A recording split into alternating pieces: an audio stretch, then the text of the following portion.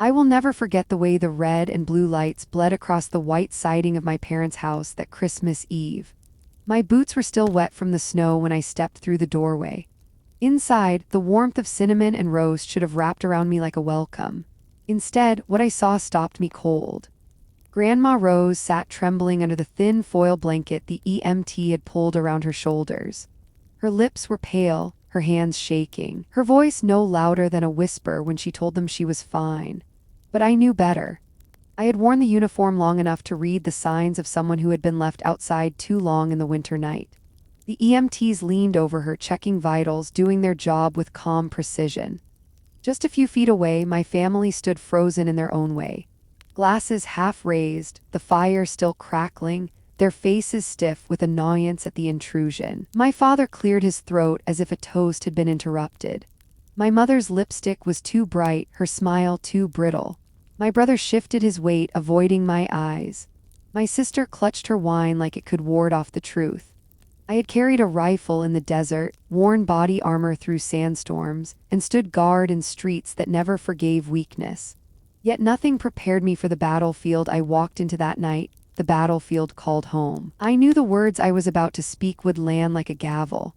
They would tear through the walls of comfort they had built with my money and Grandma's silence.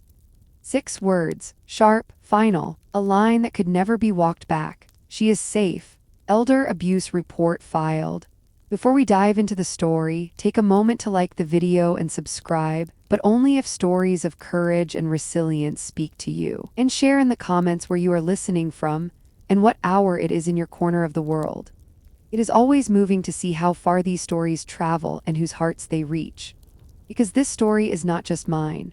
It belongs to every veteran who has carried loyalty home like a second skin, every granddaughter who has watched the person who once protected her grow frail, and every woman who has ever had to stand tall against her own blood to keep a promise. But the night did not begin here. It began hours earlier with the quiet hum of my patrol car cooling under Christmas lights strung across Maple Street. I told myself I was only passing through, that I just wanted to see Grandma's smile when I said surprise. I had no idea that by the end of the night, I would uncover years of betrayal, make a choice no daughter should have to make, and finally learn the truth about what family really means. The night air stung like broken glass when I stepped out of the precinct. Snow was falling in lazy spirals under the street lamps, coating the sidewalks in a pale shimmer that made every footstep crunch and echo. My shift had been long, the kind that leaves a weight between your shoulder blades, but it was Christmas Eve and the streets had grown quiet. Most people were inside by now, with fireplaces burning and children tucked in, waiting for the morning. I slid into my patrol car, the seat stiff and cold against my back. The radio murmured static, but dispatch was calm, only the occasional call coming through. For the first time all week, I let myself breathe. My plan was simple. Drive home, change out of uniform, maybe pour a glass of red wine and call Grandma Rose. She hated when I skipped our holiday ritual. Even when I was deployed overseas, she made sure we spoke on Christmas Eve. The thought of her voice softened something inside me. I turned the key, headlights cutting across the snow. Maple Street was on my way, the neighborhood where I'd grown up. I told myself it was just coincidence, just a detour, but deep down I knew the truth. I wanted to see her, to surprise her, to feel like a granddaughter again instead of a cop still carrying sand and memories in her bones. As I drove, I noticed the houses glowing with string lights and inflatable Santas wobbling in the wind. Every porch seemed alive with laughter, except one. The house at the end of the block, my parents' house, sat dark at the edges, though the windows pulsed with a soft golden light. I slowed without meaning to. That's when I saw her. Grandma Rose sat hunched on the porch swing, shoulders folded inward, cardigan stretched too thin against the cold. Her breath was a pale cloud that rose and broke apart. For a second I thought my eyes were playing tricks, that maybe she had stepped out just for a moment. But then I saw her hands trembling, her knees pulled close, and a fear I had only felt on patrol in Afghanistan stabbed through me. I pulled the car to the curb, engine still running, and bolted across the yard. The snow was packed uneven under my boots, crunching too loudly in the silence. Grandma, I whispered as I reached her side, kneeling to touch her arm. Her skin felt like ice through the fabric. She startled slightly, eyes wide, then softened when she recognized me. Sarah, I didn't want to bother them inside. Fresh air is good for me, she said, her voice thin as a thread. Fresh air at 29 degrees. My chest burned with a mix of rage and disbelief. Behind the door, I could hear faint music, the kind of easy Christmas jazz my mother liked to play when guests were over. There was laughter too, muffled but undeniable. I knocked hard on the door, no answer. I rang the bell, still nothing. Inside, the laughter dipped, then rose again, like they had turned the volume up. Grandma shivered violently, and I wrapped my arms around her. Her body felt smaller than I remembered, fragile in a way that made my throat ache. Hold on, I told her. Training took over. My radio was clipped to my chest, but this wasn't a police matter yet. This was medical. I grabbed my phone, fingers stiff from the cold, and dialed 911. This is Officer Sarah Miller, badge number 6327. I have an elderly female with signs of hypothermia at 214 Maple. Immediate EMT response needed. The dispatcher's voice was calm, practiced. Copy that. EMT en route. Estimated arrival 5 minutes. Is she conscious and breathing? Yes, conscious, responsive, but showing tremors, slurred speech, exposure to cold. No coat, only a cardigan. Outdoor temperature 29. Stay with her. We're sending help. I ended the call and pulled my jacket off, draping it around Grandma's shoulders. She resisted at first, murmuring that she was fine, but I held it firm.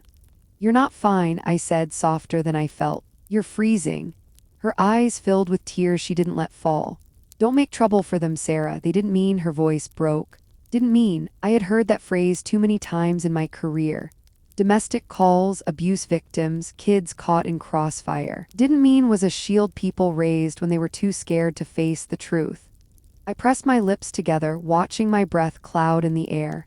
Lights approached at the end of the block, red and white bouncing against the snow. Relief washed over me. The EMTs moved quickly, 2 men and a woman in navy jackets, carrying a medical bag and a stretcher. They were calm, steady, efficient. One knelt beside me, introducing himself as Jack. He touched Grandma's wrist, checked her pulse, then gently slid a thermometer under her tongue. Temp's low, he said to his partner. She's at 94, mild hypothermia. We need to warm her up now. Grandma flinched as they wrapped her in a heavier blanket, murmuring apologies like a woman afraid of offending her captors. I caught her hand, squeezing it. You're safe, Grandma, I whispered. She looked at me, eyes searching like she wanted to believe it. The EMTs clipped a pulse oximeter to her finger, checked her blood pressure, logged the numbers. Their voices were steady, their movements precise. It was the same calm I had seen in medics overseas, the practiced grace of people who meet crisis every day. Behind us, the door stayed shut. The laughter had faded, replaced by silence so heavy it pressed against my back. I wanted to kick it open, to drag every one of them out into the cold and make them sit beside her. But I kept my training in place, focusing on Grandma. Jack looked at me. She needs to go to the hospital. We'll take her in, get her warmed. Make sure there's no frostbite or complications. Are you family? Yes, I'm her granddaughter. My badge caught the porch light glinting as I spoke. I'll follow you in. Grandma shook her head weakly. No hospital, please, I'm fine now. Her plea sliced through me. That instinct to protect the people hurting you, to downplay your own suffering. I had seen soldiers with shrapnel wounds insist they could still fight. I had seen women with bruises swear they fell downstairs. And now I was seeing my grandmother, the woman who once rocked me through storms, beg to be left in the hands of people who had locked her out. Ma'am, Jack said gently, your core temperature is too low. We can't leave you like this. It's dangerous. She turned her face away, eyes fixed on the dark yard. I bent close, my voice barely above a whisper. Grandma, let them help you. Just this once, let me be the strong one. Her hand tightened on mine. For a moment I felt the echo of my childhood, the nights she held me safe from thunder. Now it was my turn. The EMTs lifted her carefully onto the stretcher, securing blankets around her. I stood, every muscle tight, watching them carry her down the steps. My family still hadn't opened the door. The house glowed warm behind locked glass, like a stage set where the actors had forgotten their lines. I followed the stretcher to the ambulance, boots sinking in the snow. The door closed with a heavy thud, and I stood there for a long second, watching the lights spin across the street. I thought of the promise I had made years ago when Grandma pinned my cadet badge to my uniform. Protect and serve, not just strangers, not just the city, but her, always her. I climbed into my car and started the engine, heat blasting against my frozen hands. The night was far from over. The ambulance idled at the curb, steam rising from the exhaust. Jack leaned toward me, his voice low but firm. "We need her inside, somewhere warm until we get to the hospital. Even a few more minutes in this air is risky." I nodded. The porch light threw long shadows across the snow as I turned back to the front door. The music had faded to a hum, like someone had rushed to turn the dial down. My fists clenched at my sides. I knocked again, harder this time. Silence! The EMTs shifted behind me, their stretcher balanced between them. Enough, my training kicked in. I drew back and shoved with my shoulder. The door gave way on the second strike, swinging inward with a crack that echoed down the hall. Warmth and the smell of roasted ham hit me. The living room glowed with firelight, stockings hung carefully on the mantel. My family stood frozen mid-scene, like guilty actors caught in the wrong play. My mother's hand still clutched her wineglass, crimson liquid trembling against the rim. My father's face was flushed, not from shame but from drink. Tom leaned against the wall with a smirk too thin to be brave, and Bree's eyes darted anywhere but mine. Behind me, the EMTs carried Grandma Rose inside. For a heartbeat, the room held its breath. My parents shifted aside reluctantly as the stretcher passed, their holiday clothes glittering under the tree lights. Jack spoke with professional calm. "She's showing signs of hypothermia. We're taking her to County General. She needs a warm environment immediately." No one moved. No one offered a blanket or even a word. My mother finally cleared her throat. She said she wanted fresh air. She's always been stubborn like that. The rage that rose in me was sharp and cold. "It's 29 degrees outside. You locked the door. She could have died." Tom rolled his eyes. "Always the hero, huh, Sarah? You think one chilly night is abuse?" I pulled my notebook from my jacket pocket, the familiar weight grounding me. "This isn't about what I think, it's about evidence. An elderly woman outside in freezing temperatures, no coat, no access to shelter. That's neglect." The room bristled. My father stepped forward, voice thick. "Lose the attitude. This is family business." Family business. I wrote the words down, my pen etching the page with steady pressure. Behind me, the EMTs tightened the blankets around Grandma, their movements efficient, unshaken by the tension humming in the air. I remembered nights overseas when we had to document every shot fired, every injury sustained. Precision kept you alive. Precision now kept Grandma's story from being swallowed whole. Jack turned to me. "We need her at the hospital. Are you riding along?" "Yes." My voice was flat, unyielding. Grandma stirred, her eyes fluttering open. "Please, Sarah, don't make this worse." They didn't mean. Her words trailed into a cough. I bent low, brushing her hair back from her forehead. "Grandma, you are not a burden. You deserve better than this. Let them help you." Her eyes glistened with tears she wouldn't release. The EMTs lifted the stretcher again, carrying her carefully through the doorway. As they passed, I looked back at my family. Their faces were hard, defensive, every line carved by years of resentment. In that moment, I understood something I had always feared. Blood alone does not make a family. I followed the stretcher into the night. The cold bit at my face, but it felt cleaner than the air inside. The back doors of the ambulance closed with a heavy thud. I stood beside it, notebook still in my hand, my badge catching the red and blue strobe. For the first time, the words on the page were not just notes. They were a line I could not cross back over. When you listen to this part of the story, I want you to imagine how you would have reacted. If you found someone you love left in the cold, would you knock gently? Or would you break the door down like I did? Share your thoughts in the comments. Sometimes the way we answer those questions says more about who we are than we realize. At the hospital, Grandma was admitted quickly. I stayed until the nurses had settled her into a bed, warm blankets piled high, Roman IV fluids dripping steady. She drifted in and out, her frail hand clutching mine like an anchor. I thought of all the nights she had held me when thunder shook the windows. Now her grip was weaker, but the love in it was no less fierce. When I finally stepped out into the waiting area, the weight of what I had written in my notebook pressed against my chest. It was no longer just observation. It was testimony, and testimony carried consequences. I knew chapter 1 of this battle was over. The porch, the locked door, the lies. But the war for Grandma's dignity had only just begun. The hum of the hospital faded when I stepped into the quiet hallway. My shift was over, the precinct could wait, but the weight of what had happened clung to me. I leaned against the wall outside Grandma's room and let the memories rise. They came unbidden like shadows lengthening in the dusk, pulling me back to a childhood that felt both far away and right under my skin. I was 7 the first time I saw my parents fight in a way that split the air. Their voices ricocheted down the hallway, sharp and jagged. I remember pressing my hands over my ears, crouched in my bedroom, feeling like the walls might crumble. Then the door creaked and there she was. Grandma rose, her silver hair pulled back, her eyes steady and calm. She took my hand and led me down the hall, past the storm that raged in the kitchen, and into her own little sanctuary at the back of the house.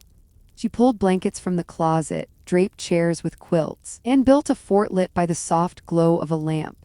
Inside, the world shifted. I could still hear my father's voice, still hear the slam of a cupboard, but wrapped in her arms the sound seemed far away. She whispered in my ear that storms were only the sky telling stories, that thunder was just a drumbeat and lightning was the sky's handwriting. I remember believing her. I remember thinking that maybe the shouting outside was just another kind of weather, something temporary, something that couldn't hurt me as long as she was there. Her hands smelled like lavender soap and peppermint tea. The world smelled like safety. Even now, years later, after sandstorms and night patrols in deserts half a world away, that scent lingers. It returns to me in the sterile hallways of hospitals, in the cold glow of squad car headlights. It is the one constant thread that stitches me back together when everything else threatens to unravel. As I leaned against the wall that night, I thought of those blanket forts. I thought of how she had given me a language for fear, a way to transform it into something less terrifying. She didn't erase the storm, but she taught me how to survive it. There were nights when my parents' fights turned into weeks of silence, the kind of silence that freezes a house from the inside out. Meals eaten without words, doors closing too hard, television blaring in the background like camouflage. In those weeks, Grandma Rose became my compass. She taught me to bake bread, her hands guiding mine through flour and water until I felt the rhythm of patience. She showed me how to stitch a button back on, telling me that even small acts of care held the world together. And sometimes she simply listened. I would curl beside her on the porch swing, my knees tucked up under my chin, and she would let me spill the things I couldn't tell anyone else. She never interrupted, never told me I was too young to understand. She honored my words, and in doing so, she honored me. It was in those moments that I learned the weight of loyalty, the shape of love that doesn't demand but simply remains. Years later, when recruiters came to the high school, she was the one who drove me to the meeting. My mother had rolled her eyes, my father had called it reckless. But Grandma Rose pressed a 20 into my palm for gas and told me that courage often looks like foolishness until you've crossed the finish line. When I signed my enlistment papers, she didn't cry. She stood straighter than I had ever seen, her voice firm as she told me that service was a noble choice, but that I must never forget who I was beneath the uniform. She knew the world would try to strip me down, and she wanted me to carry her voice like armor. And I did. Through every grueling march, through every desert sunrise, through every night I wondered if I would ever see home again, her words marched beside me. When I graduated from the police academy years later, it was Grandma Rose who pinned the cadet badge on my uniform. She pressed it hard against my chest, so hard I felt the metal bite through the fabric. She looked me straight in the eye and said, "You carry this not just for the law, but for the promises you make." That moment branded me. It was not just a badge, not just authority. It was a vow. And now, standing in the hospital hallway, that vow pulsed in my chest. She had given me strength when I had none. She had built forts when the house collapsed around me. She had taught me that storms could be stories and that survival was its own kind of victory. How could I let her down now? How could I let her freeze on a porch while the people she raised toasted their own comfort? Listening friends, have you ever had someone who became your shelter when the world turned violent? A grandparent, a neighbor, maybe even a stranger who stepped in when no one else did. If you feel like sharing, tell me about them in the comments. Stories like that remind us how much power one person's kindness can hold. The truth is, my memories of Grandma are not just soft edges and warm quilts. They are also the steel in my spine, the reason I survived the military, the reason I wear the badge now. She taught me that compassion and strength are not opposites but twins, each useless without the other. And maybe that is why the sight of her on that porch cut me so deeply. It wasn't just neglect. It was betrayal of the woman who had carried us all when we were too broken to stand. I closed my eyes in the hallway, the hospital lights buzzing overhead, and I made a promise to myself. This time the storm would not pass unanswered. This time the story would be told in full. The memories came in waves, stronger now that the crisis had quieted and the hospital had swallowed us into its hushed corridors. I sank into one of the hard plastic chairs, my eyes fixed on the floor tiles, and let myself drift back to another chapter of my life, the one where I first learned what it meant to carry weight heavier than your own body. Boot camp smelled like sweat and dust. The cadence of shouted commands still lingers in my ears years later. We ran until our legs buckled, marched until our feet bled, and carried packs that seemed built to crush us. But I carried more than gear. I carried Grandma's words tucked in the corners of my mind. When the drill sergeant screamed that we were worthless, her voice would slip in behind his. You are worth more than they can measure. When exhaustion made me want to quit, her reminder pulsed through me. Storms are only stories. You can survive this one too. The other recruits thought I was stubborn, maybe even reckless, but I knew the truth. I wasn't just pushing for myself. I was pushing for her, for the woman who had kept me alive through the storms of childhood. There was one night, deep into training, when I nearly broke. We had marched all day, 50 pounds strapped to my back, rain soaking every inch of me. I stumbled, fell to one knee, mud caked on my palms. The sergeant barked at me to get up, voice slicing through the night. For a second I thought I couldn't. For a second I thought I had finally reached my limit. Then I remembered Grandma's hands wrapping me in a quilt, the smell of lavender and peppermint, the way her voice never trembled even when the walls shook. I pushed up through the mud, straightened my spine, and kept walking. That night I swore to myself that I would never allow her to feel abandoned the way I had felt as a child. Deployment brought its own storms. The desert was brutal, a place that stripped you down to your rawest form.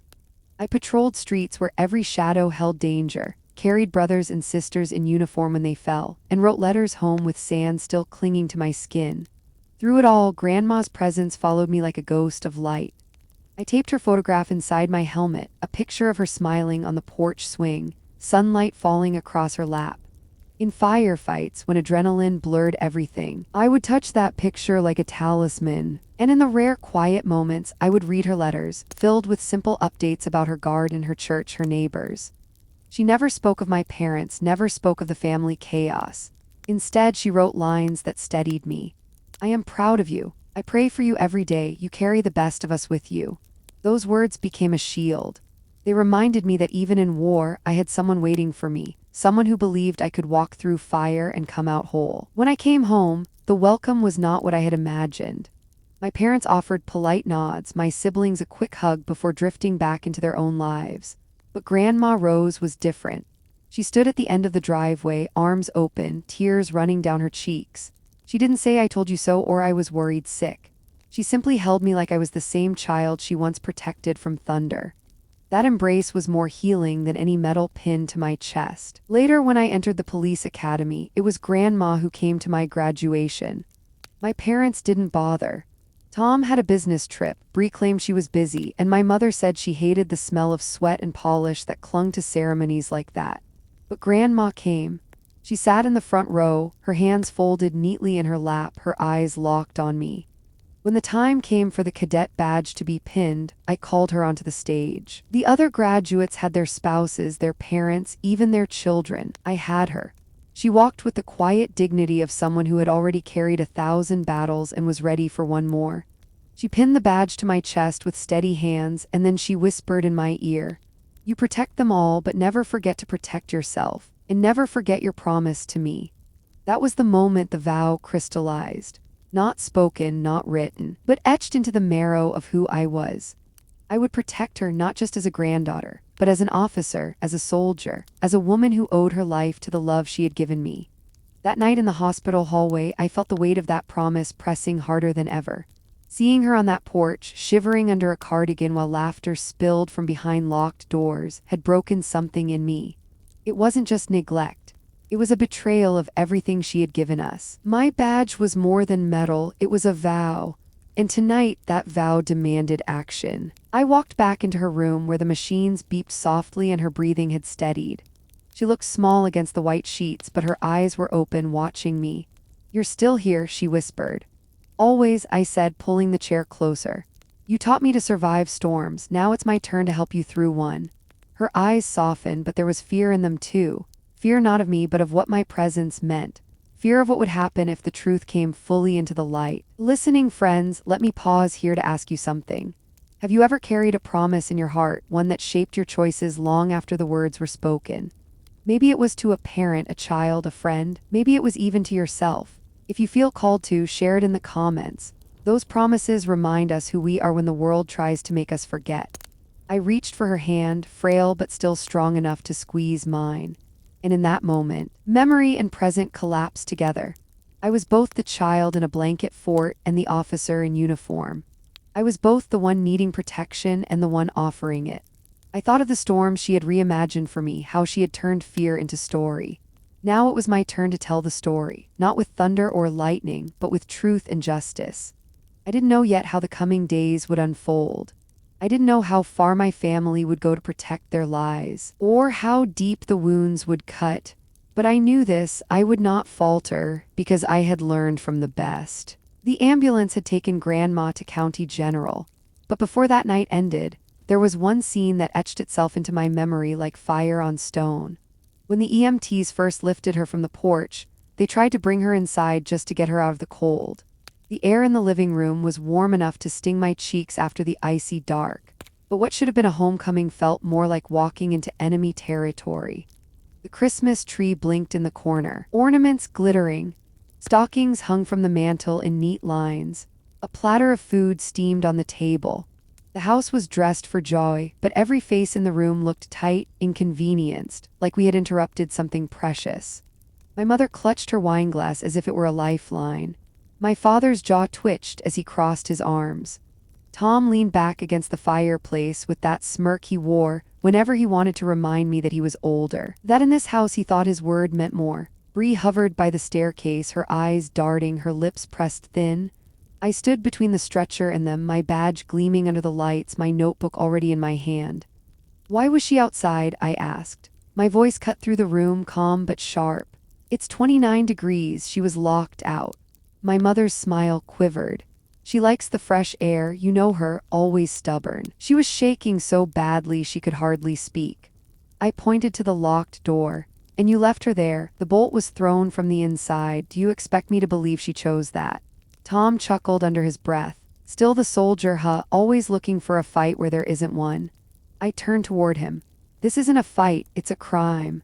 The EMTs were busy checking Grandma's vitals, wrapping her in blankets. They moved with quiet efficiency, their presence a reminder that this wasn't just family drama. It was life and death. My father's voice boomed across the room. "Lose the attitude. You come into this house like you're still on patrol. This is family business." Family business. The same words he had used all my life to excuse the yelling, the slammed doors, the way silence was forced down our throats until we learned not to speak. I didn't raise my voice.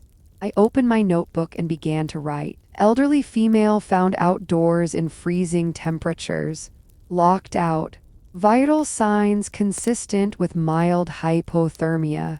Witnesses 3 EMTs. The scratching of my pen was louder than their protests. I remembered every wire transfer I had made over the years. Money sent under the belief that it was for Grandma's care. Thousands of dollars scraped together from overtime shifts and deployment pay. And what had it gone to? A remodeled kitchen gleaming with new appliances. A shiny SUV parked in the driveway.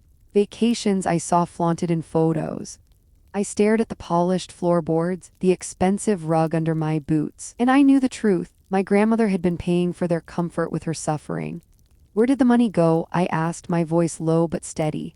The money I sent, the money meant for her care, was it this car, these countertops, your wine cabinet? My mother's cheeks flushed crimson. How dare you accuse us? We did the best we could. The best you could was leaving her outside to freeze. Tom rolled his eyes again. Stop writing, Sarah. You're making it sound worse than it is. It's not sounding worse, I replied. It is worse. I wrote down their words, every excuse, every slip of the tongue.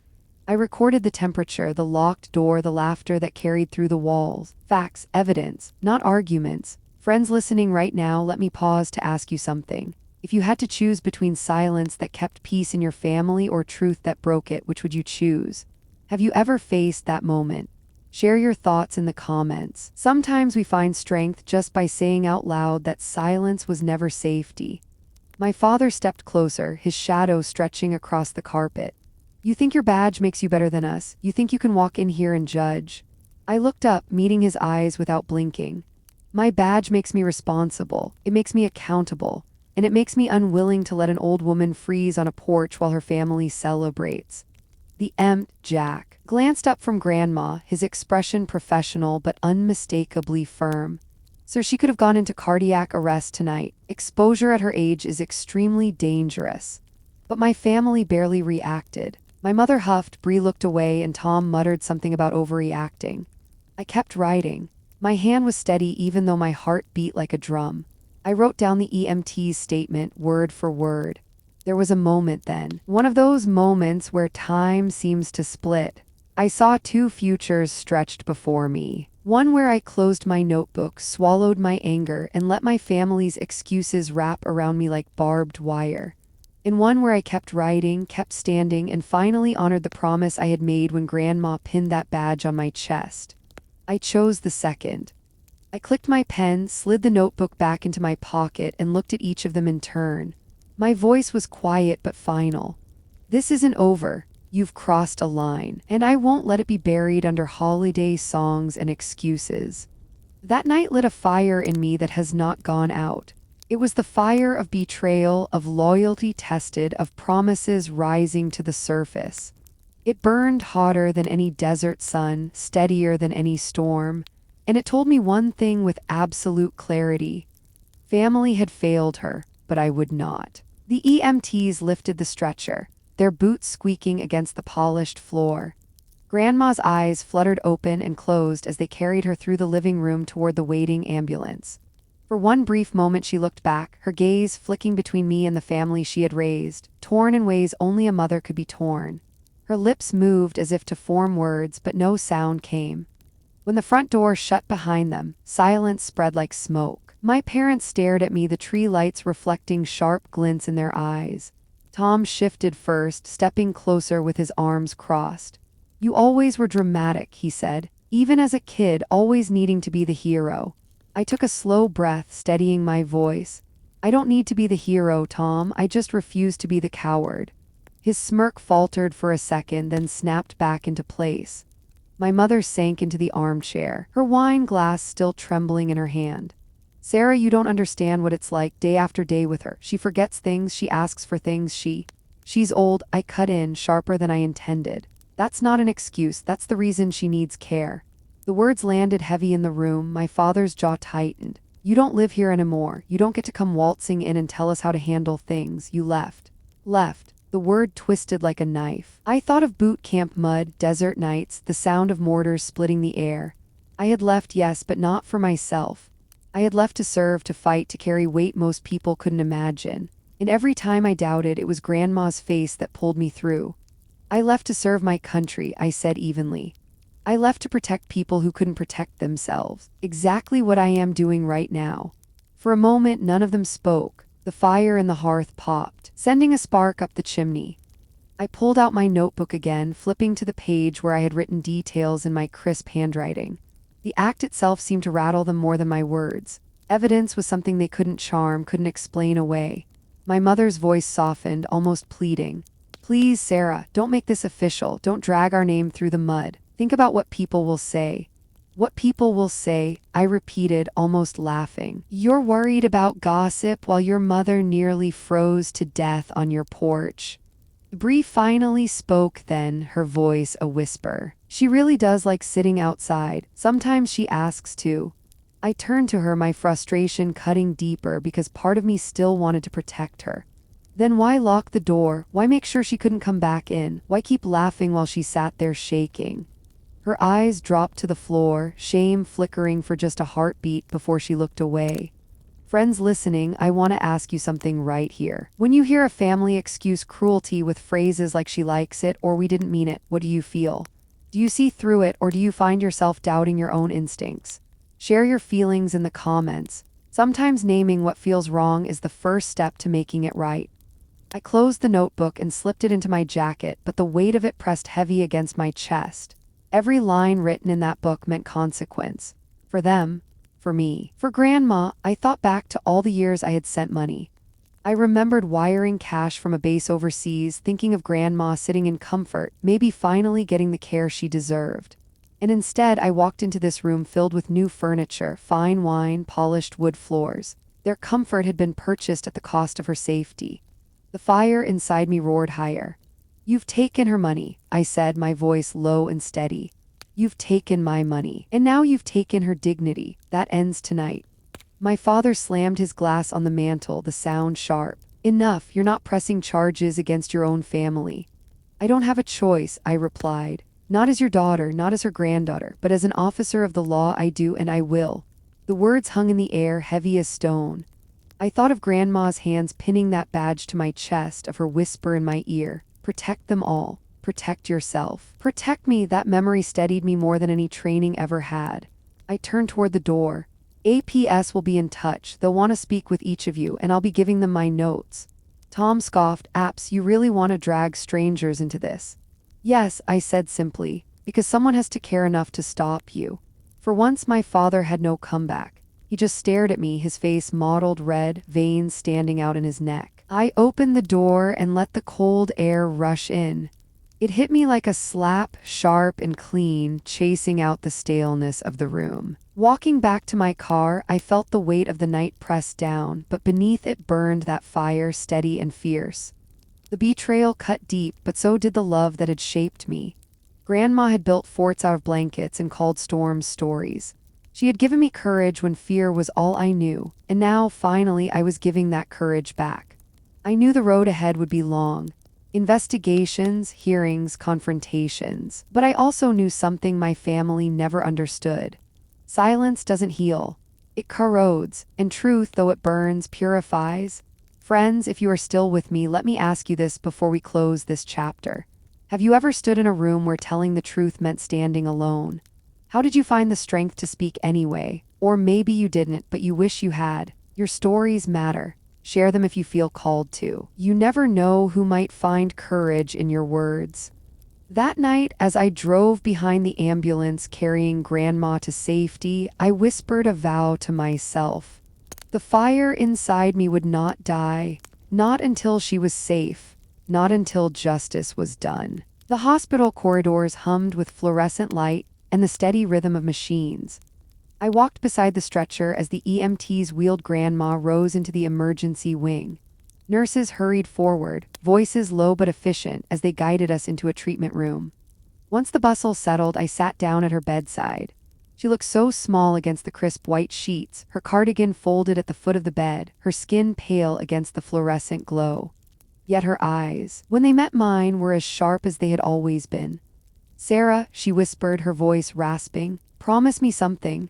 I leaned closer, my hand covering hers. "Anything. Don't press charges," she said, her eyes glistened. "They're still my children." The words landed heavier than I expected. They pressed against my chest like armor and blade all at once. "Grandma," I began, my throat tight. "They locked you outside, in freezing temperatures. This isn't a misunderstanding, it's abuse." Her hand tightened around mine, surprising me with its strength. "I know what it is, but they're mine. I raised them. I cannot bear to see them in handcuffs, no matter what they've done." I swallowed hard. The police officer in me bristled, ready to argue the law, the evidence, the duty. But the granddaughter in me wanted to fold into her arms, to let her will soften mine. This was the battle no training had prepared me for. I thought of the academy lectures drilled into us about elder abuse. Clear-cut guidelines. If you see it, you report it. If you document it, you act on it. The law was designed to protect the vulnerable, even when they begged you not to. But this wasn't a stranger in a case file. This was Grandma Rose. The woman who had taught me storms were stories, who had pinned my badge to my chest. And now she was asking me to keep silent, to put mercy above justice. I bowed my head, torn clean in two. "Grandma," I whispered, "if I don't report it, they will keep doing it, not just to you, maybe to someone else. Silence doesn't protect you, it protects them." Her eyes softened, but tears welled. "And still they are mine." Her plea was not naive. It was the raw truth of a mother's heart, stretched thin between love and betrayal.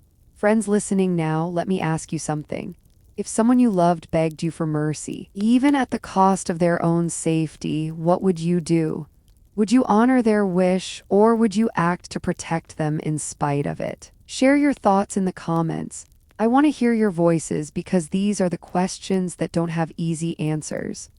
I sat with her in silence for a long time, the monitors beeping steadily in the background. The officer in me thought in bullet points and statutes. The granddaughter in me thought in lullabies and blanket forts. Finally, I pulled out my notebook. My hands did not shake. My voice did not waver. I read each line aloud, as though speaking them into the world gave them a weight beyond my own hesitation. Elderly female, mild hypothermia, locked outside, neglect documented, witnesses present, she's safe, elder abuse report filed. The words hung in the air like a verdict. I did not raise my voice, I did not shout, but I knew they carried the force of a gavel. Grandma's eyes closed, a single tear slipping down her cheek. For a moment, guilt tore through me like shrapnel, but then her hand squeezed mine again, softer this time, almost as if she understood. "You've always been strong," she whispered, "stronger than me."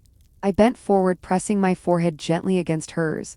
"No, Grandma, I'm strong because of you, and I promise you this. I will find a way for justice and mercy to walk together. I will not let them break you, but I will not let them get away with this either." Her breath steadied, her shoulders eased, and in that fragile silence, I knew I had crossed a line I could never step back from. As I sat with her, memories flooded me again, sharper this time.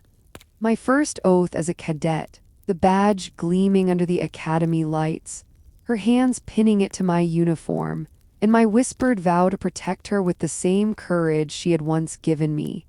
Tonight, that vow had come full circle. The room grew quiet after I spoke those 6 words. The monitors still beeped, the fluorescent light still buzzed, but inside me silence stretched wide. I had drawn the line, there was no way to erase it. Grandma Rose's fingers traced the edge of my sleeve. Her eyes were open, watching me, and though sadness lingered in them, there was also something else. Resignation, maybe even a trace of pride. "You've chosen your path," she whispered.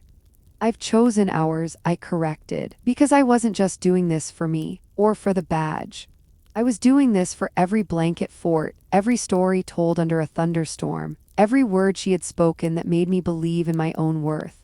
And I was doing it for her dignity, the dignity she deserved no matter how much she still loved the ones who had hurt her. After the nurse adjusted her Roman 4 and stepped out, I sat back, the notebook still heavy in my pocket. The weight of it wasn't just ink and paper. It was the future. Investigations, interviews, hearings. APS would come. My family would rage. And the lines that divided us would grow wider, sharper, more jagged. I tried to picture what would happen. My father's face when he realized the state had a file with his name on it. Tom's sarcasm curdling into anger. Bree's excuses unraveling under questioning. My mother's desperate denial collapsing under evidence. But I also pictured something else. A future where Grandma no longer had to shiver outside, no longer had to beg for silence. A future where she was treated with the same reverence she once gave to all of us. That vision steadied me. Friends listening right now, let me ask you something. Have you ever had to make a choice that felt like losing no matter what you picked? Maybe between family and truth, or between loyalty and justice. How did you walk that tightrope? Share your stories in the comments. Sometimes when we speak our hardest choices out loud, we realize we were never alone in them. I leaned forward, speaking softly so only she could hear. "Justice punishes, mercy heals. I will not let them cancel each other out. I will find a way for you to have both." Her lips curved into the smallest smile. "You sound like your grandfather," she said. "He believed that too." I had almost forgotten. Grandpa James, a man I barely knew before the war took him in body if not in spirit. He had been the one who taught Grandma to plant gardens even in poor soil, who told her that forgiveness without accountability was just surrender. He had been the quiet strength at her side. Maybe I was carrying his legacy as much as hers. The fire inside me softened to embers. Not gone, but steadier, controlled. I sat there as the hours slipped by, letting the rhythm of her breathing anchor me. At some point, one of the nurses came by and set down a cup of coffee for me. She didn't ask questions, just offered a small nod that said she understood more than words could hold. I realized then that even in the hardest battles, we are rarely truly alone. When Grandma drifted to sleep, I stepped into the hallway. My uniform still smelled faintly of cold air and tension, but here in the sterile corridor, I could breathe again. I took out my phone and dialed the precinct, my voice steady as I requested the paperwork for an elder abuse report. Every keystroke, every line I filled out felt like setting stone into a foundation that could not be torn down. By the time I hung up, I felt lighter, though I knew the storm was far from over. On the drive home later, the streets glittered with frost. Houses were strung with lights, silhouettes of families framed in windows. I wondered how many of those homes were safe havens and how many hid secrets behind their holiday cheer. It struck me then how invisible elder abuse can be, how neighbors might smile and wave, never knowing that an old woman was shivering on the porch while her family toasted by the fire. I gripped the steering wheel tighter. If nothing else, this story would be told. Not just in courtrooms or reports, but in living rooms where someone might need to hear it. Silence feeds cruelty. Truth starves it. Listening friends, can I ask you something from my heart? Do you know an elder in your life who needs protecting? Someone who has given and given but now stands too quiet, too alone. Maybe tonight after this video, give them a call. Ask them how they really are. Let them know they are seen. Sometimes the smallest act of reaching out can change everything. When I finally pulled into my driveway, the night sky stretched clear above me, stars sharp against the dark. I sat there for a long while, the engine ticking as it cooled, my breath fogging in the air. I thought of Grandma Rose asleep in the hospital bed, Roman IV dripping quietly beside her. I thought of my parents and siblings, still in that glowing house, likely whispering about betrayal, about shame. And I thought of the little girl I once was, curled in a blanket fort, believing that storms were only stories. That girl had grown into a woman who understood storms differently. Some storms destroy, but some storms clear the air. Tonight I had chosen to be the storm. I closed my eyes and whispered the words again, as if saying them aloud would root them deeper in me. She's safe. Elder abuse report filed. Not a declaration of war, a declaration of love. The precinct never slept. Even at 2 a.m, the hum of radios, the shuffle of boots, and the occasional ring of a phone stitched together a rhythm I had come to know better than any lullaby. That night, though, the building felt different. The air was softer somehow, as if even the walls understood what had just unfolded. When the ambulance pulled into the lot, I walked beside the stretcher, my hand resting lightly on the edge so Grandma knew I was there. The EMTs wheeled her inside, past the booking desk and into the wellness room. It wasn't much. Just a converted office with a narrow bed, a soft chair, and a small table. But it was meant to be a place where victims could rest in safety, away from chaos, even if only for a few hours. We settled her in, tucking blankets up to her chin. Her eyes darted around the room, nervous at first, as if she didn't quite believe she belonged here.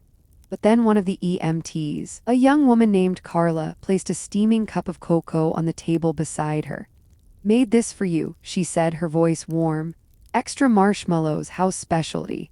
Grandma's lips parted almost in surprise. She reached out with trembling fingers, wrapping them around the paper cup. Steam rose up, fogging her glasses, and she gave a soft laugh that sounded like music.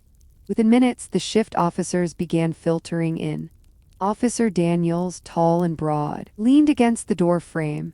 "So this is the famous Grandma Rose," he said with a grin. "We've heard stories." Another voice chimed in from the hall. "Station Grandma, that's what we'll call her." Laughter rippled through the room, not cruel, not mocking, but light, lifting the heaviness that had hung over her all evening. Grandma's eyes shone as she looked from face to face. For the first time in a long time, she wasn't invisible. She wasn't a burden, she was cherished. I leaned back against the wall, watching her smile, and something loosened inside me. For years, I had worried she would never feel truly seen again. But here she was, surrounded by strangers who treated her better than her own children had. Bloodlines had failed her. Brotherhood and sisterhood in uniform had not. "Don't get used to all this attention," I teased gently, leaning close. "They'll spoil you." She reached for my hand, squeezing it with surprising strength. "Sarah," she said softly, "I don't remember the last time I felt wanted."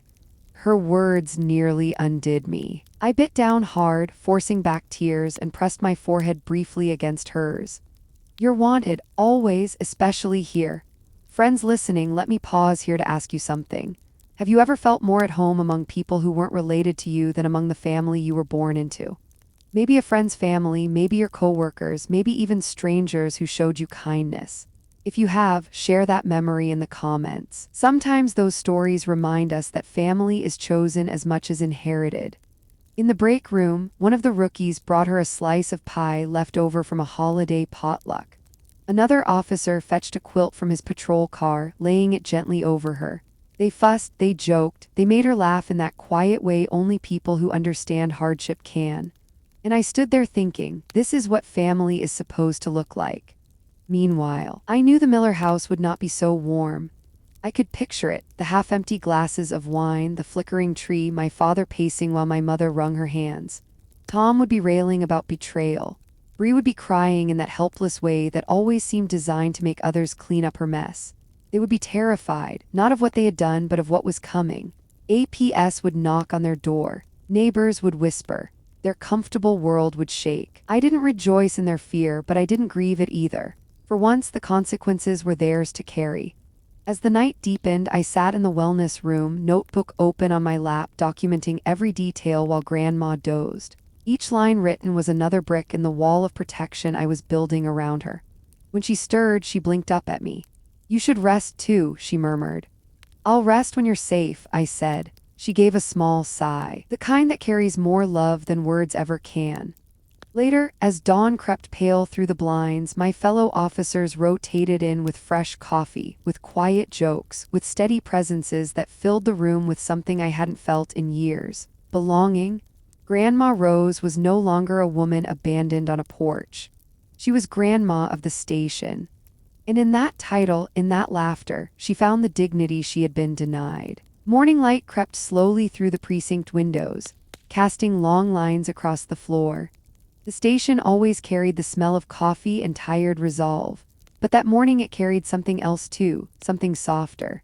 Laughter drifted from the wellness room where Grandma Rose sat propped against pillows, a quilt tucked under her chin.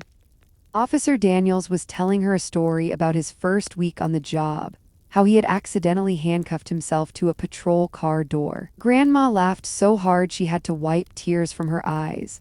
I had not seen her laugh like that in years. I lingered at the doorway, just watching her shoulders relax, her face light up, her spirit unburden itself for a moment. It was as if the years of neglect had been peeled back, revealing the vibrant woman who had once told me storms were only stories. For the first time in a long time, she looked like herself again. My chest tightened with a mix of gratitude and grief. Gratitude for the kindness of my fellow officers who treated her as though she were their own grandmother. Grief for the reality that her own children had not done the same. Blood had failed her, but choice had redeemed her. Friends listening, let me ask you something. Have you ever witnessed someone be more cherished by outsiders than by their own family? Maybe it was a teacher, a neighbor, a friend's parent. How did it make you feel, watching strangers step in where family should have? I'd love to hear your stories in the comments. As the hours passed, Grandma began to call them by name. She asked Daniels about his kids, teased Carla the EMT about the cocoa with too many marshmallows, even scolded one of the rookies for not wearing a hat in winter. They basked in her warmth as much as she did in theirs. It struck me then that belonging isn't always given by birth. Sometimes it is chosen, created, built one act of kindness at a time. Meanwhile, my phone buzzed with updates. APS had been notified. A caseworker would be assigned. My family would soon face questions they could not sidestep. I imagined the panic in that living room, the voices raised in blame and denial. I did not relish their suffering, but neither did I shield them from it. Consequences were not cruelty, they were the path back to truth. That night, when the shift change brought new officers into the building, I found myself sitting with Grandma as she sipped tea someone had brewed in the break room. She turned to me suddenly, her eyes serious. "Sarah," she said, "you've given me something tonight I thought I'd lost forever." "What's that?" I asked softly. "Family," she said simply. "Not the kind you're born with, the kind you build, the kind that sees you and wants you." Her words sank deep into me. I thought of all the years I had chased approval from my father, begged for peace in that house, tried to send money as if it could buy respect for her. All wasted. And yet here she was, surrounded by people who owed her nothing and gave her everything. I squeezed her hand. "You deserve it, Grandma, more than anyone I know. Friends, I want to pause and ask you this. Who is your chosen family? Who in your life stepped up when others stepped away? Write their names in the comments if you feel comfortable. Sometimes honoring them out loud is the best way to keep gratitude alive." Later, as Grandma drifted off to sleep, I sat in the dim light of the wellness room and wrote in my notebook again. Not just evidence this time, not just facts and times and statements. I wrote down what I had witnessed here.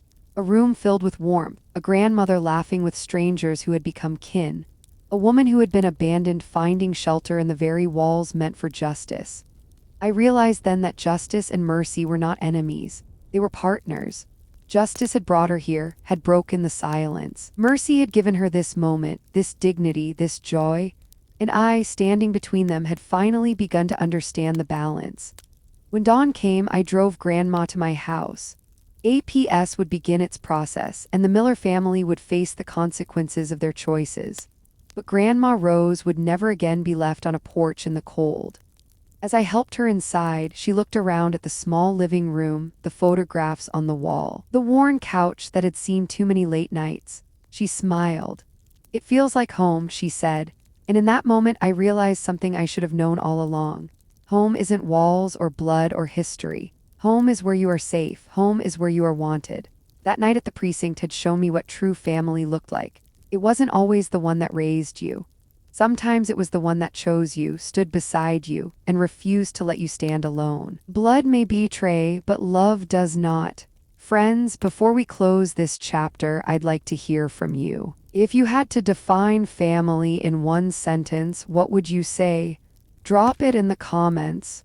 Your words might be exactly what someone else needs to hear tonight. Grandma Rose came home with me that night. My house was modest, the furniture worn, but it held something no amount of money could buy. Safety. She sat by the window with a blanket over her knees, watching the morning light pour in, and whispered that it felt like home. Meanwhile, the process began. APS opened their file, investigators scheduled interviews, finances were reviewed. My family, the Millers, would have to answer for what they had done. For years they had hidden behind closed doors and excuses. Now they faced the truth. One evening, as I set a cup of tea in front of her, Grandma reached for my hand. Her voice was quiet, but every word carried weight. Justice punishes. Mercy changes hearts. You gave me both. That night, I watched her sleep peacefully in the next room, her chest rising and falling with steady breaths. For the first time in years, I felt a different kind of peace settle over me too. The storm had passed, leaving behind clear skies. Family, I realized, isn't just blood. Family is the place where you are safe, where your dignity is honored, where love outweighs fear. Elder abuse is real, and silence only feeds its cruelty. Courage, even when it costs you everything, is the fiercest kind of love. Friends, if this story touched your heart, please like, subscribe, and share it with someone who might need to hear these words today. Every week on this channel, we bring you stories of courage, resilience, and love that defies betrayal. Because somewhere out there, someone is waiting to know they are safe. And maybe tonight, that someone will hear it from you.